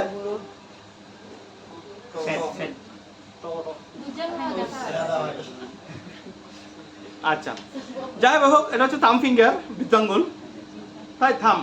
হ্যাঁ, তাহলে এই বৃদ্ধাঙ্গুলটা হচ্ছে যে পাশে থাকবে ওই পাশে থাকবে হচ্ছে রেডিয়াল বা রেডিয়াস, রেডিয়াস। আর যে পাশে কনিষ্ঠ আঙ্গুল থাকবে ওই পাশে থাকবে আলনা। তাহলে রেডিয়াস কোনটা, আলনা কোনটা? এখানে আমাদের দুইটা বোন আছে না? দুইটা বোনের মধ্যে একটা হচ্ছে চিকন বোন, একটা হচ্ছে মোটা বোন। আর উপরে গিয়ে আছে আরেকটা বোন, দিস ইজ হিউমেরাস। হিউমেরাসের উপরে গিয়ে আছে কি? বিউটি বোন, সুন্দরী বোন, তাই না? বিউটি বোন, বিউটি বোন বলি না আমরা এখানে? আমরা বিউটি বোন, যাদের বিউটি বোন বেশি ওঠে ওদেরকে কি বলি? সুন্দর বিউটি বোন না, বিউটি বোন। হ্যাঁ, বা কলার বোন, হ্যাঁ, বা ক্লাভিকেল, ক্লাভিকেল, ঠিক আছে? তারপর বিউটি বোনের উপরে করে যেটা আছে স্ক্যাপুলা, স্ক্যাপুলা, যেটাকে আমরা হেলিকপ্টার বলি। স্ক্যাপুলা, স্ক্যাপুলা মুরগির স্ক্যাপুলা যখন পরে পাতের মধ্যে বলবে হেলিকপ্টার দিছে, ঠিক আছে? তাহলে তাহলে এই বোনগুলোর মধ্যে রেডিয়াস আলনা, রেডিয়াস আলনা। যে পাশে রেডিয়াস আছে ওই পাশে হচ্ছে রেডিয়াল, যে পাশে রেডিয়াস আছে ওই পাশে হচ্ছে রেডিয়াল পালস। রেডিয়াস যে পাশে আছে ওই পাশে হচ্ছে রেডিয়াল পালস। ক্লিয়ার? হ্যাঁ, আলনা কোন দিকে থাকে? তো এদিকে আলনা থাকলে ওদিকে কি কানে আঙ্গুল না? হ্যাঁ, তো ওইটা তো আলনা বলছি। আর এটা হচ্ছে রেডিয়াস। যে পাশে রেডিয়াস থাকবে দেখেন, খেয়াল করে ফলো করেন। এটা কিন্তু আজকে একদিনের জন্য ফলো না, এটা সারা জীবনের জন্য ফলো, ঠিক আছে? এটা আজকে একদিনের জন্য না। একটা যে পাশে রেডিয়াস থাকবে, রেডিয়াসের এই পাশে করে আপনি কাজটা করবেন। এই দেখেন রেডিয়াস, রেডিয়াল পালস, এটাকে বলা হয় কি পালস? Radial pulse. হ্যাঁ, এই রেডিয়াল পালসের দিকে আপনি কাজ করলে সবাই পাবেন। পাচ্ছেন? এখন সবাই পাচ্ছেন, খুব ইজিলি পাওয়া যাবে এটা। এই দেখেন, বেশি বেশি বেশি দূরে না, এই যে 1 2 3, হ্যাঁ, পাইছেন না? তো সেরকম কয়েকটা জায়গার মধ্যে আমরা পালসটা দেখবো। হ্যাঁ, এটা হচ্ছে কি রেডিয়াল, আর এখানে এটা ক্যারোটিড, ক্যারোটিড, এখানে টেম্পোরাল, এখানে ব্রাকিয়াল, এখানে আর এটা হচ্ছে পপলেটিয়াল, হোল পপলেটিয়াল, আর এখানে হচ্ছে ডরসাল, ঠিক আছে? এই পালসের সাইডগুলা, এই পালসের যে সাইডগুলা, এই সাইডগুলো কিন্তু কোন কোন সাইডে পালস দেখা হয়। যখন আমরা পালস নিয়ে পড়বো না, এখন তো আমরা পালসে নাই, এখন তো আমরা পালসে নাই, এখন তো আমরা অবজারভেশন। হ্যাঁ, যখন আমরা সবগুলো তখন আমরা লিখে দিব। এখন আগে থেকে একটু টাচ দিচ্ছি কেন? বারবার বারবার যখন টাচ দিব তখন জিনিসগুলো আমাদের ক্লিয়ার হয়ে যাবে। তাহলে অবজারভেশনের পয়েন্ট কয়টা? 4টা। পাইছেন? সবাই পাইছে? তাহলে ভালো। অবজারভেশন, অবজারভেশনের পরে আমাদেরকে আরেকটা দক্ষতা থাকতে হবে, সেটা হচ্ছে প্রবলেম সলভিং। প্রবলেম সলভিং, যে কোনো একটা প্রবলেম হয়েছে আমরা যাতে ঘাবড়ে না যাই, কি আমরা যাতে কি ঘাবড়ে না যাই, প্রবলেম সলভিং এর এবিলিটি আমাদের থাকতে হবে, ঠিক আছে? তারপর হচ্ছে যে কি বেসিক মেডিকেল নলেজ।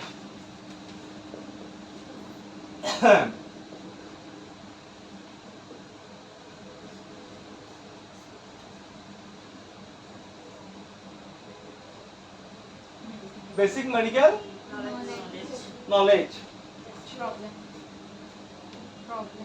হ্যাঁ বেসিক মেডিকেল নলেজ। তারপর হচ্ছে কি হেলথ মনিটরিং।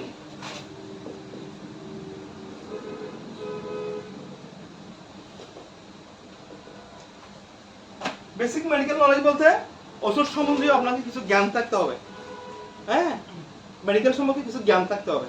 মেডিকেল সম্বন্ধে জ্ঞান বলতে কি, মানে আমি একটা ওষুধ দিলাম, যেমন মনে করেন আমরা যখন স্টুডেন্ট অবস্থায় ছিলাম তখন আমরা 15 থেকে 20টা মেডিসিনের নাম শিখছি যেগুলো আজ পর্যন্ত কাজ দিচ্ছে। যেমন আপনি শুধু ডাইজিফাম যদি একটা আপনি জানেন, আপনি যদি ওমিপ্রাজল যদি একটা নাম জানেন, আপনি যদি পেনিসিলিন একটা নাম জানেন, তাহলে আপনি যদি NSAID, হ্যাঁ NSAID নাম জানেন, আপনি যদি কর্টিসন নাম জানেন, তাহলে আপনি অনেকগুলো ওষুধের নাম জানবেন। কারণ কর্টিসন হচ্ছে ফার্মাকোলজিক্যাল নেম, তাই না, হ্যাঁ গ্রুপ নেম। তাহলে এই নামের অধীনে অনেকগুলো ওষুধ আছে। যেমন প্যারাসিটামল বিপি, হ্যাঁ মার্কেটে প্যারাসিটামল অনেকগুলো পাওয়া যায়। আপনি প্যারাসিটামল নাম বললে আপনি অনেকগুলো নাম পাবেন, হ্যাঁ ডাইজিফাম অনেকগুলো নামে মার্কেটে পাবেন। তাহলে মূল নেমগুলা যদি আপনি 10 থেকে 15টা যদি 20টা যদি আপনি আয়ত্ত করতে পারেন, তাহলে যে কোনো জায়গায় যে কোনো ওষুধ দেখলে আপনি যদি ফার্মাকোলজিক্যাল নেম ওষুধ যদি দেখেন, তাহলে এটা তো পাম আছে, পিছনে তো পাম আছে, তাহলে দেখি ডাইজিফাম হবে না ক্লোনাজিফাম হবে? সেটা নিচে লেখা থাকবে না? যদি এই ধরনের পাম জাতীয় যদি থাকে তাহলে এটা হচ্ছে ঘুমের ওষুধ 1 নম্বর। 2 নম্বর মাত্রাটা দেখবেন এটা কত mg, যদি এটা 0.5 mg হয় তাহলে নিশ্চয়ই এটা ঘুমের ওষুধ। মানে একটা আইডিয়া, এটা আমি শিওর না, একটা আইডিয়া করলেন, আইডিয়া করার পর আবার প্রেসক্রিপশনের সাথে মিলিয়ে দেখলেন যে আপনার আইডিয়াটা কি হলো, কনসেপ্টটা ক্লিয়ার হলো। হ্যাঁ এটা হচ্ছে বেসিক মেডিকেল নলেজ। কাশতেছে একদিন হলো, 2 দিন হলো, 1 সপ্তাহ হলো, 2 সপ্তাহ হলো, কি রে ভাই 2 সপ্তাহ ধরে কিসের কাশি আপনার? কাশি ভালো হচ্ছে না? কদিন হয়েছে? 3 সপ্তাহ হয়েছে। কালকে সকালে উঠে যখন কাশি দিলাম দেখি একটু করে ব্লাড দেখা যাচ্ছে। তাহলে আপনি একটা আজ করতে পারতেছেন, তাই না, as a health care person হিসেবে পারছেন না ভাই? সাথে আমার শরীরটা একটু দুর্বল লাগতেছে, খাবারের কোনো রুচি নেই, খাইতে পারতেছে, কদিন ধরে খাইতে পারতেছে, খাবারের কোনো রুচি নেই, আপনার বাবিকেও বলিনি খাবারের রুচি নেই, জ্বর 3-4 দিন জ্বর, ঠিক আছে বুঝছেন, 3-4 দিন ধরে জ্বর, কিছু খাইতে পারতেছে এখানে আসে আবার বলেন আমি মুখে, ঠিক আছে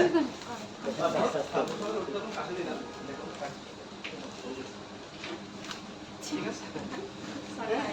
তাহলে আমি অ্যাজ এ মেডিকেল পার্সন হিসেবে আমি একটা আইডেন্টিফাই করতে পারতেছি না আমার যে সিম্পটম গুলো কি হতে পারে, হতে পারে, মানে কনফার্ম না, হতে পারে। হতে হ্যাঁ পারে।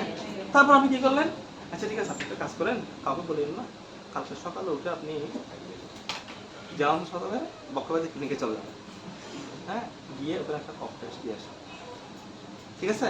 আমি আপনার কথা মতো কি করলাম, রাজ্জাক ভাইয়ের কথা মতো আমি বক্ষব্যাধি গিয়ে কফ পরীক্ষা একটা দিলাম, আবার সাথে একটা কোটা দিছে, হ্যাঁ একটাতে কফখানা দিয়ে আসছে, একটা বলে বাসা থেকে নিয়ে নিতাম, হ্যাঁ সকালবেলা উঠে পরের দিন আরেকটা বাসা থেকে নিয়ে নিতে হবে। ওটাও নিয়ে গেলাম, দুটাই টেস্ট করলো, পরের দিন রিপোর্ট দিল, আমার এমবি পজিটিভ চলে আসলো। তাহলে আমি কেয়ার গিভার যেটা আজ করছি, একটা আজ করছি তো আমি এই যে কেয়ার গিভার হিসেবে আমি একটা প্রাথমিক ধারণা করছি, আমি যে ধারণাটা করলাম আমার ধারণার সাথে মিলে গেছে না? মিলে গেছে। তাহলে এটাই হচ্ছে যে কি আমার বেসিক মেডিকেল নলেজ। এটা হচ্ছে আমার একটা কি, আমার একটা মেডিকেলের নলেজ। আমি তাহলে আমি কেয়ার গিভার হিসেবে সাকসেস। তারপর হচ্ছে কি হেলথ মনিটরিং। হেলথ মনিটরিং এটাও প্রায় সেম, একই রকম। হেলথ মনিটরিং, মনিটরিং বলতে আমরা কি বুঝি, পর্যবেক্ষণ করা। তো হেলথ মনিটরিং বলতে আপনি কোনগুলো বুঝবেন, আপনার হেলথের যেগুলো ভাইটাল অর্গান আছে, এই ভাইটাল অর্গানে যদি কোনো প্রবলেম হয় তাহলে আপনার কোনো না কোনো দিক দিয়ে একটু ডিসকমফোর্ট ফিল করবেন, হ্যাঁ ওই ডিসকমফোর্ট ফিল করা এটা হচ্ছে যে আপনার মনিটরিং। এক্সাম্পল যেমন ভাইটাল অর্গান কি? হার্ট। ভাইটাল অর্গান কি? Lungs. Liver, lungs. Vital organ কি? লিভার। ভাইটাল অর্গান কি? কিডনি। ভাইটাল অর্গান কি? স্কিন। পুরো আমাদের ভাইটাল অর্গান না? ভাইটাল অর্গান তো। এখন আপনি এভাবে শ্বাস নিচ্ছেন, তাহলে এটা কি স্বাভাবিক আছে? অস্বাভাবিক আছে। আবার শ্বাস নিচ্ছেন, একটা আওয়াজ হচ্ছে, একটা আওয়াজ হচ্ছে। কি রে ভাই, পাশে বসলাম, উনি এভাবে কেন শ্বাস নিচ্ছে? আপনার মনে একটা কি হচ্ছে? প্রশ্ন আসতেছে। তাহলে আপনি যখন মনিটর করবেন, হ্যাঁ, তখন দেখবেন যে কি রে উনি এভাবে কেন শ্বাস নিচ্ছে? নিশ্চয়ই ওনার লাংসের মধ্যে কোনো প্রবলেম আছে। ঠিক আছে? হ্যাঁ, এই আপনি একটা কালকে একটা এক্সরে করে আসেন। আপনি এক্সরে করলেন, এক্সরের মধ্যে দেখা যাচ্ছে যে কি হোল, মানে ক্লাউডি, একটা ক্লাউডি কিছু দাগ পাওয়া যাচ্ছে। হ্যাঁ, এখন আপনি সেটা বুঝতেছেন না, মনে করেন আপনি সেটা বুঝতেছেন না, তখন আপনি একজন প্রপারের কাছে নিয়ে গেলেন। হ্যাঁ, উনি দেখে এটা বললো যে কি না লাংসের মধ্যে প্রবলেম আছে, ওনার অ্যান্টিবায়োটিক অবশ্যই খাইতে হবে। তাহলে আপনার একটা কি হলো, আপনি যে একটা মনিটর করলেন, ওর সাথে যে একটা অবজার্ভ করলেন বা একটা মনিটর করলেন, ওটার সাথে কিছুটা কি হয়ে গেল, জিনিসটা মিলে গেছে। এটা এক। দ্বিতীয় নাম্বার হচ্ছে যে কি স্বাস্থ্যের কোনো অবনতি হচ্ছে কিনা সেটা আপনি মনিটর করতে পারেন, আপনার ক্লায়েন্টের স্বাস্থ্যের কোনো অবনতি হচ্ছে কিনা, হেলথ মনিটরিং। ঠিক আছে? তারপর হচ্ছে কি transportation.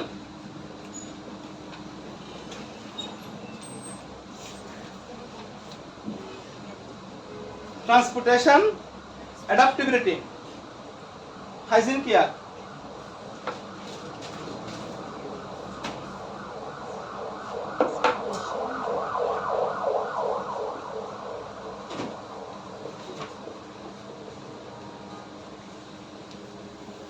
Adaptability, hygiene care.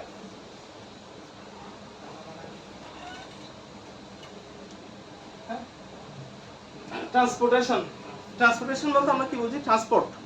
Transport থেকে ট্রান্সপোর্টেশন, মানে transportation, trans, TRANS, trans, TRANS, transportation, transport থেকে ট্রান্সপোর্টেশন। ঠিক আছে? ট্রান্সপোর্টেশন, হ্যাঁ, ট্রান্সপোর্টেশন মানে হচ্ছে পরিবহন, হ্যাঁ, মানে স্থানান্তর, এক জায়গা থেকে আরেক জায়গায় স্থানান্তর, ট্রান্সপোর্ট করা। হ্যাঁ, এই ক্ষেত্রে কি, এই ক্ষেত্রে আমাদের সচেতনতা অবলম্বন করতে হবে, পেশেন্টকে যখন, ক্লায়েন্টকে যখন আমি এক জায়গা থেকে আরেক জায়গায় স্থান পরিবর্তন করব। ঠিক আছে? তারপর হচ্ছে অ্যাডাপ্টিবিলিটি।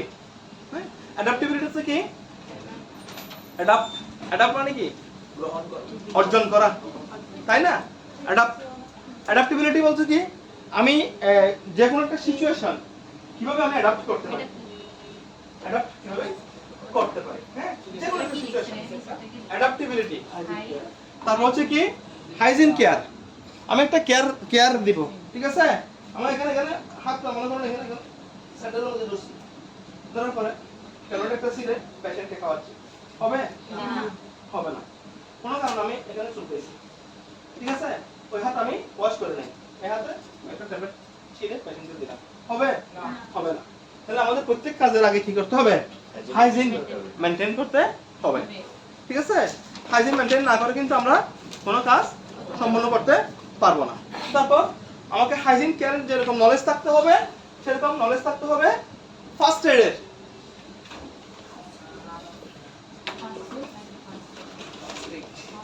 ফার্স্ট এড, সেরকম আমাকে ফার্স্ট এডেরও নলেজ থাকতে হবে। হ্যাঁ, ফার্স্ট এড মানে হচ্ছে প্রাথমিক চিকিৎসা। আমরা ফার্স্ট এড বললে বুঝি ফার্স্ট এড আর কি, প্রাথমিক চিকিৎসা মানে এখানে কিছুই না, কিন্তু আসলে ফার্স্ট এড হচ্ছে সবচেয়ে কঠিন। ফার্স্ট এড হচ্ছে কি সবচেয়ে কঠিন। কেন ফার্স্ট এড সবচেয়ে কঠিন? সিপিআর বুঝেন? সিপিআর নাম শুনছেন? সিপিআর যারা বুঝে তারা তো বুঝে, আর যারা বুঝে না তাদেরকে নামগুলো তো শোনাতে হবে। রায়হান, সিপিআর বুঝো? সিপিআর নাম শুনছো? হ্যাঁ, নাম শুনে না কে সিপিআর এর? সিপিআর নাম শুনে নাই? যারা নাম শুনে না লিখে রাখো। CPR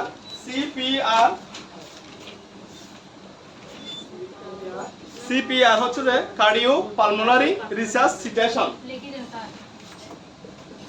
CPR cardio cardio pulmonary resuscitation. Pulmonary হ্যাঁ, কার্ডিও মানে হচ্ছে যে হার্ট, পালমোনারি মানে হচ্ছে যে লাংস, হ্যাঁ, রিসাসিটেশন মানে হচ্ছে যে পুনরায় ফিরে আসা, ঠিক আছে। আর কার্ডিও পালমোনারি রিসাসিটেশন হচ্ছে যে হার্ট এবং লাংসের যে কর্মক্ষমতা সেটাকে পুনরায় ফিরিয়ে নিয়ে আসা। Resuscitation, R E S E S R E S C U S, resus C I T A T I O N, resuscitation. Resuscitation মানে হচ্ছে কি পুনরায় ফিরিয়ে নিয়ে আসা। হার্ট এবং লাংসের যে কোলাপস অবস্থা, হ্যাঁ, ওটাকে সিপিআর এর মাধ্যমে পুনরায় ফিরিয়ে নিয়ে আসা। হ্যাঁ, তাহলে এই সিপিআর পর্যন্ত জানতে হবে ফার্স্ট এডের মধ্যে। এই সিপিআর কিভাবে দিবেন আপনি সেটা জানতে হবে আপনার ফার্স্ট এডের মধ্যে। তাহলে ফার্স্ট এডের মধ্যে যদি আপনি সিপিআর সম্পর্কে জানেন, ঠিক আছে, তাহলে কেয়ারগিভারের এগুলো কি জানা দরকার। হ্যাঁ, একজন কেয়ারগিভারের এগুলো জানা দরকার, ঠিক আছে। তাহলে ফার্স্ট এড আমরা কখন দেই? ফার্স্ট এড মানে কি কে বলতে পারবে? এটা তো ফার্স্ট এডের বাংলা। ফার্স্ট এইড এবং ফার্স্ট এইডার। ফার্স্ট এইড আমরা কখন দিই? ডাক্তারের কাছে নিয়ে যাওয়ার আগে। গুড। ডাক্তারের কাছে নিয়ে যাওয়ার হসপিটালে পৌঁছানোর আগ পর্যন্ত যে চিকিৎসাটা প্রাথমিকভাবে দেওয়া হয় ওটা হচ্ছে যে ফার্স্ট এইড, ঠিক আছে। আর ফার্স্ট এইডের কে? যে চিকিৎসা দিচ্ছে সে। যে ওই চিকিৎসাটা প্রদান করবে, ঠিক আছে। ফার্স্ট এইডের কি ট্রেনিং এর প্রয়োজন আছে? অবশ্যই প্রয়োজন আছে। যে কেউ কিন্তু ফার্স্ট এইড দিতে পারবে না, একমাত্র ফার্স্ট এইডারই ফার্স্ট এইড দিতে পারবে, ঠিক আছে। মোটিভেটিং কেয়ারগিভারস,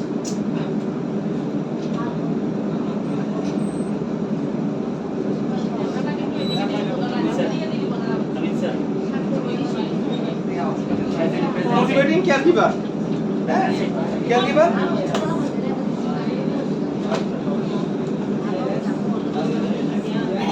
এটা কি লিখছেন স্যার? এটা আমি পুরো দিয়ে দিচ্ছি কারণ আচ্ছা। এটা কি বলতেছে? বুঝছেন ওই করে দিছি motivating caregiver interview question.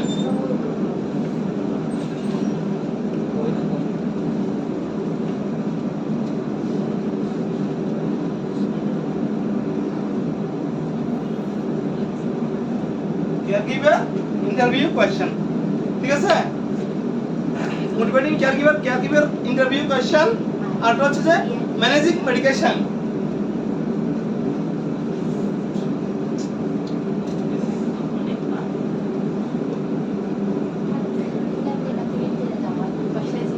Managing medication, mobility,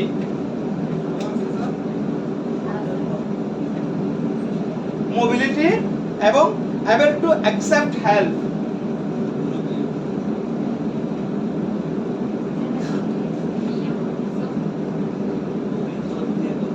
able to accept help,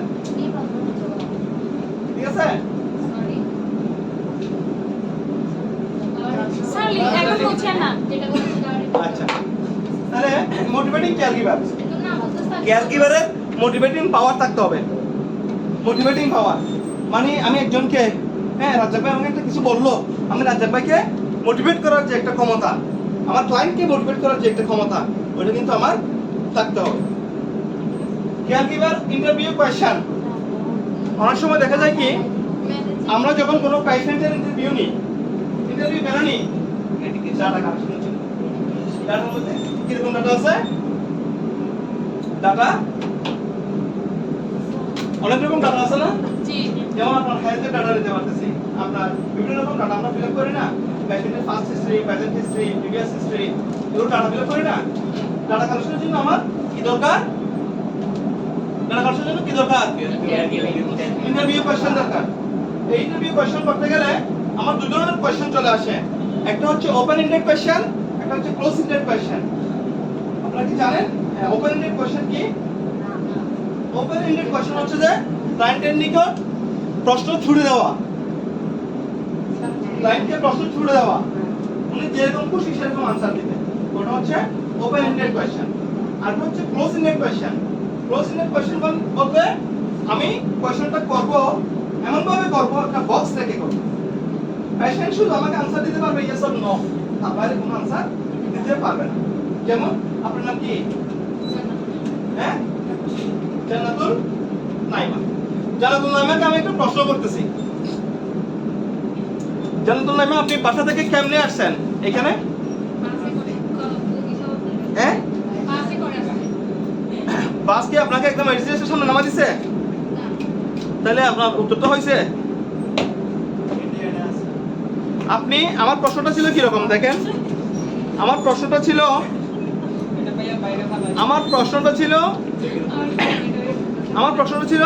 আপনি বাসা থেকে কিভাবে এখানে আসছেন। এটা হচ্ছে ওপেন এন্ডেড কোশ্চেন। প্লিজ একটু শোনার চেষ্টা করেন, এটা ইম্পর্টেন্ট। ইন্টারভিউ যখন আমরা করতে যাই তখন আমাদেরকে কিছু কোশ্চেন করতে হয়। ওই কোশ্চেনগুলো হচ্ছে যে কি, দুই ধরনের কোশ্চেন হয়, একটা হচ্ছে ওপেন এন্ডেড কোশ্চেন, আর হচ্ছে ক্লোজ এন্ডেড কোশ্চেন। ওপেন লিখে আছেন না, লিখতেছেন না কেন? এলা পাবেন, চলে গেলে আর পাবেন। কোয়েশ্চেনিয়ার বা কোয়েশ্চেনকে দুইটা ভাগে ভাগ করা হয়, একটা হচ্ছে ওপেন এন্ডেড কোয়েশ্চেন, একটা হচ্ছে close ended question. Open ended question মানে হচ্ছে কি, আমি ক্লায়েন্টকে একটা প্রশ্ন করব, ক্লায়েন্টের মতো করে আমাকে আনসার দিবে, এটা হচ্ছে ওপেন এন্ডেড কোয়েশ্চেন, ঠিক আছে? আর হচ্ছে ক্লোজ এন্ডেড কোয়েশ্চেন, মানে এটা বক্সের মধ্যে থাকবে। বক্স, আমি প্রশ্ন করব, আমার প্রশ্নের বাইরে যেতে পারবে না, যেই প্রশ্ন করব ঠিক সেই প্রশ্নের আনসার দিতে হবে, ওটা হচ্ছে ক্লোজ এন্ডেড কোয়েশ্চেন। না, তুমি যাও না এখনো। আচ্ছা ঠিক আছে, একটা হচ্ছে ওপেন এন্ডেড কোয়েশ্চেন, একটা হচ্ছে ক্লোজ এন্ডেড কোয়েশ্চেন।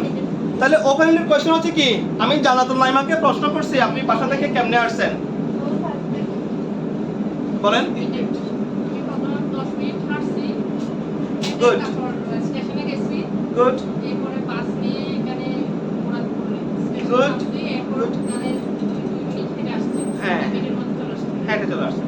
তাহলে আপনি প্রথমে বাসা থেকে বের হয়েছেন, বের হওয়ার পরে আপনি হেঁটে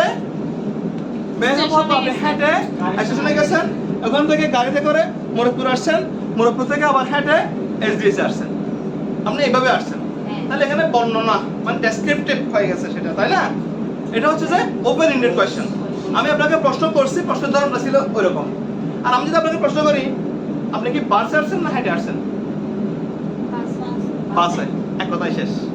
আপনি এখানে ইচ্ছে করলেও আর কোনো বাড়াতে পারবেন না, আপনি ইচ্ছে করলেও আর কোনো কিছু বাড়ানোর সুযোগ নেই।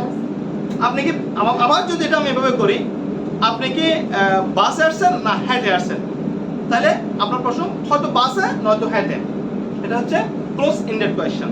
অথবা আমি যদি আপনাকে বলি আপনি কি বাসে আসছেন, হ্যাঁ, এর বাইরে আর কিছু বলতে পারবেন না, আপনি শুধু একটা শব্দের মধ্যে আপনি বাউন্ডারি,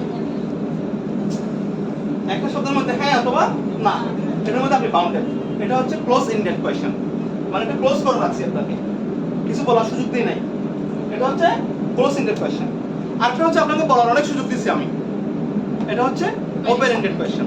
তো যখন আমরা ডাটা কালেকশন করতে যাই, ডাটা বলতে কিসের ডাটা নিই আমরা? পেশেন্টের ডাটা। আপনার কাশি, কতদিন ধরে কাশি? আপনার ফ্যামিলিতে কারো কাশি আছে? হ্যাঁ, আগে কি আপনার কোনো টিভি হয়েছিল? আপনি কি টিভি দেখাইছেন? আপনি কি এর মধ্যে কোথাও গেছেন? আপনি কি আপনার কোন জায়গার মধ্যে থাকেন? এই যে প্রশ্নগুলো করি, এগুলোর আনসার, ডাটাগুলো কালেকশন করার জন্য আমাদের প্রশ্ন করতে হয়। তো প্রশ্নটা হচ্ছে দুটো টাইপের, একটা হচ্ছে ওপেন এন্ডেড, একটা হচ্ছে কোয়েশ্চেন এন্ডেড। তো কেয়ার গিভার ইন্টারভিউ কোয়েশ্চেন, আপনার কোয়েশ্চেনগুলো কিরকম হবে? কেয়ার গিভার যখন ক্লায়েন্টের ইন্টারভিউ নিবে তখন কোয়েশ্চেনগুলো কিরকম হলে আপনার জন্য স্বস্তিদায়ক হবে, ক্লিয়ার? এটা বলতে হচ্ছে এখানে। আরটা হচ্ছে ম্যানেজিং মেডিকেশন। মেডিকেশন ম্যানেজিং, এটা আপনারা পারবেন কিভাবে, টিডিএস, বিডি এভাবে। আর মোবিলিটি মানে ম্যানেজিং মেডিকেশন। মেডিকেশন বলতে আমরা কোনটাকে বুঝি? মেডিকেশন কোনটা? প্রয়োগ করাটা মেডিকেশন, একটা হচ্ছে মেডিটেশন, একটা হচ্ছে মেডিকেশন। মেডিটেশন এটা হচ্ছে কি মেডিটেশন, হ্যাঁ, আর হচ্ছে মেডিকেশন মানে ওষুধপত্রগুলো আপনি কিভাবে প্রয়োগ করবেন, কোন রুটে কোনটা প্রয়োগ করবেন, কোন রুটে কোনটা প্রয়োগ করবেন, মেডিকেশনটা কিভাবে আপনি দিবেন, হ্যাঁ, ওটা হচ্ছে যে ম্যানেজিং মেডিকেশন, ওটা ম্যানেজ করার একটা যে এবিলিটি ওটা কিন্তু আপনার থাকতে হবে।